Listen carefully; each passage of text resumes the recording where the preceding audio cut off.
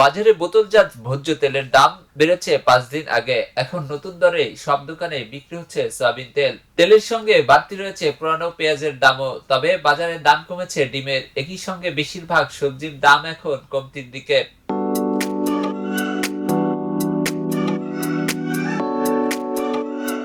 Soybean তেল প্রতি লিটারে 6 টাকা বেড়ে 1 লিটার বোতলের দাম দাঁড়িয়েছে 195 টাকা, আর 5 লিটার এখন 955 টাকা। তেলের সঙ্গে বাড়তি রয়েছে পেঁয়াজের দামও। যদিও নতুন মুড়ি কাটা পেঁয়াজ বাজারে এসেছে, কিন্তু দাম এখন বেশ চড়া। কেজি 100 থেকে 110 টাকা। পুরনো পেঁয়াজের দাম আরো বেশি, 130 থেকে 140 টাকার মধ্যে বিক্রি হচ্ছে। বিক্রেতারা বলছে নতুন পেঁয়াজের সরবরাহ বাড়লে দাম কিছুটা কমতে পারে। এদিকে বাজারে এসেছে নতুন আলু, তবে দাম তুলনামূলকভাবে বেশি। প্রতি কেজি নতুন সাদা আলু 40 থেকে 50 টাকা, আর নতুন লাল আলু কেজি প্রতি 70 টাকার আশেপাশে।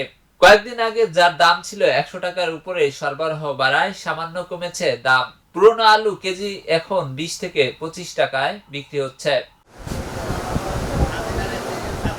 বাজারে কিছুটা স্বস্তি দিয়েছে ডিমের দাম। গত 2 সপ্তাহ ধরে দাম কমেছে ডিমের। ফার্মের 1 ডজন ডিম এখন 120 টাকায় বিক্রি হচ্ছে, যা আগে ছিল 140 টাকা। ব্রয়লার মুরগি প্রতি কেজি 180 টাকা এবং সোনালী মুরগি 270 থেকে 300 টাকার মধ্যে বিক্রি হচ্ছে। শীতের সবজি আমদানি বাড়ায় বাজারে সবজির দাম কমতি দেখা যাচ্ছে।